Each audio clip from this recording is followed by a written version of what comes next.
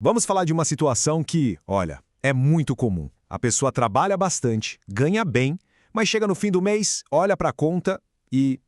cadê o dinheiro? Parece que ele evapora, né?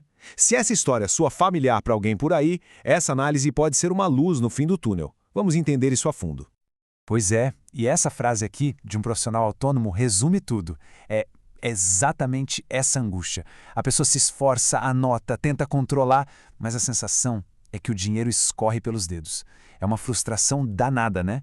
De não ver o fruto do trabalho ali, concreto. E essa sensação de estar correndo numa esteira, sabe? Dando tudo de si, mas sem sair do lugar.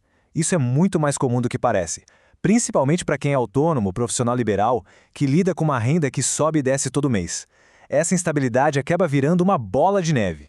Mas olha só, e esse é o ponto mais importante. Se sentir assim não é um sinal de fracasso pessoal, não é falta de disciplina, não é falta de inteligência. Na verdade, isso é um sintoma clássico de um problema maior que está escondido. E pensa bem, é igualzinho na medicina. Para a gente curar de verdade, a gente precisa parar de olhar só para o sintoma e começar a procurar a doença, a causa, a raiz de tudo. A gente vê muito isso, né? A primeira reação é tentar resolver o sintoma. Ah, vou baixar um aplicativo novo de finanças. Ou vou fazer uma planilha super complexa. Mas o que acontece, se a gente não vai na origem do problema, na doença mesmo, esses sintomas eles sempre voltam. É como tomar remédio para dor de cabeça sem investigar o que está causando a dor. E é exatamente aqui que entra o grande diferencial de uma abordagem como a do planejador Edmilson, da Cuidado Financeiro. O mercado financeiro tradicional muitas vezes foca em quê? Em vender produtos. Isso pode até parecer que resolve, mas é só um alívio temporário do sintoma. Já o planejamento financeiro de verdade funciona como um bom médico. O foco é investigar, diagnosticar a causa real do problema. E o mais importante, sem conflito de interesses. O objetivo não é vender um produto, é cuidar da saúde financeira da pessoa.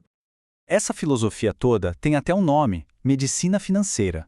A lógica é exatamente essa: usar os mesmos princípios da medicina para cuidar das finanças. Primeiro, uma conversa a fundo para entender todo o histórico. Depois, o diagnóstico preciso. E só então, com base nisso tudo, se cria um plano de tratamento. Um plano que ataca a causa e que, por isso, funciona de verdade. Tá legal. E qual foi o diagnóstico, então, para aquele profissional autônomo do começo da nossa conversa? Aquele que anotava tudo, mas não via a cor do dinheiro. Bom, a resposta está em separar as coisas. Separar o que é da pessoa e o que é do negócio. Parece simples, mas é aqui que mora o problema para muita gente. O problema central era esse, uma mistura total. A conta bancária pessoal era a mesma conta da empresa. O cartão de crédito que pagava o jantar da família também pagava o fornecedor. É uma bagunça que gera um verdadeiro caos financeiro. Fica impossível saber o que é o quê.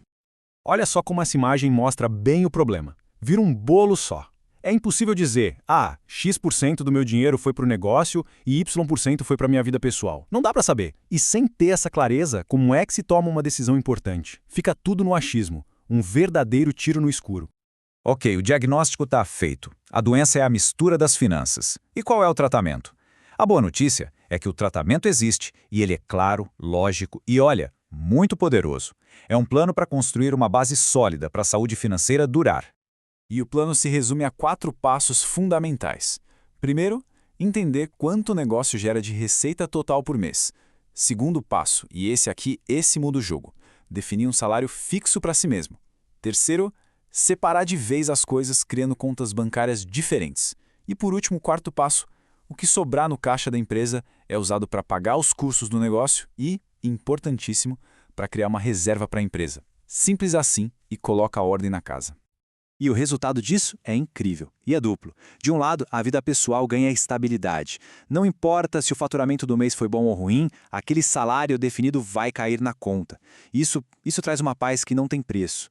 E do outro lado, o negócio começa a respirar sozinho. Ele passa a ter o próprio dinheiro para cobrir emergências e para investir no crescimento. Agora é importante dizer, isso não é uma solução mágica, da noite para o dia. É o começo de uma jornada. A chave é a consistência. Manter essa organização mês após mês é o que vai trazer resultados cada vez maiores e mais transformadores. É, no fundo, criar um novo hábito financeiro. E olha que interessante essa linha do tempo. Dá para ver como os benefícios vão se acumulando. Em uns 3 meses, já se tem clareza total. A pessoa sabe para onde vai cada centavo. Com 6 meses, vem a previsibilidade, a tranquilidade. Em 1 ano, o negócio já está mais forte, com uma reserva.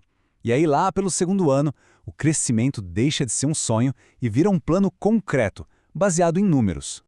Esse comparativo de antes e depois é muito poderoso. A transformação vai muito além dos números no extrato. É uma mudança emocional. A ansiedade e a confusão dão lugar à calma e à confiança. As decisões que antes eram no susto, no impulso, passam a ser planejadas, estratégicas. O futuro, que era uma grande interrogação, cheia de estresse, vira um caminho claro, cheio de possibilidades.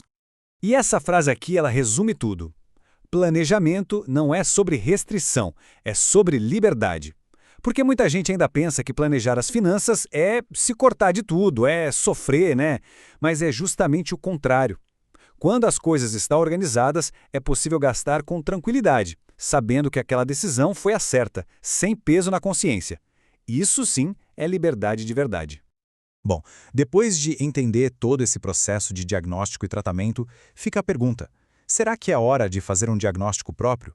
Vamos a uma autoavaliação rápida. Será que alguns desses sintomas são familiares por aí? Vamos lá. Ter uma renda alta, mas não conseguir juntar patrimônio. Lidar com dívidas que parecem nunca acabar. Sentir aquela ansiedade constante sobre o futuro financeiro. Ter a nítida sensação de que o dinheiro some da conta. Ou então, aquele medo de investir, de tomar a decisão errada. Se algum desses pontos acendeu uma luzinha amarela, isso é um sinal importante para prestar atenção. No final das contas, a vida financeira é um espelho, um reflexo da nossa saúde geral. Ela mostra nossas prioridades, nosso bem-estar, não é algo separado do resto. Então, a reflexão que fica é: como tem sido cuidado com essa parte tão importante da vida? Então, se a busca é por uma mudança de verdade, uma mudança que dure, talvez o caminho não seja mais um aplicativo, mais uma planilha. Talvez o caminho seja um diagnóstico de verdade. Parar de tratar os sintomas e finalmente descobrir e curar a causa do problema. Para quem se sentiu conectado com essa jornada, o primeiro passo pode ser exatamente esse: agendar uma consulta de diagnóstico lá em cuidadofinanceiro.com.br.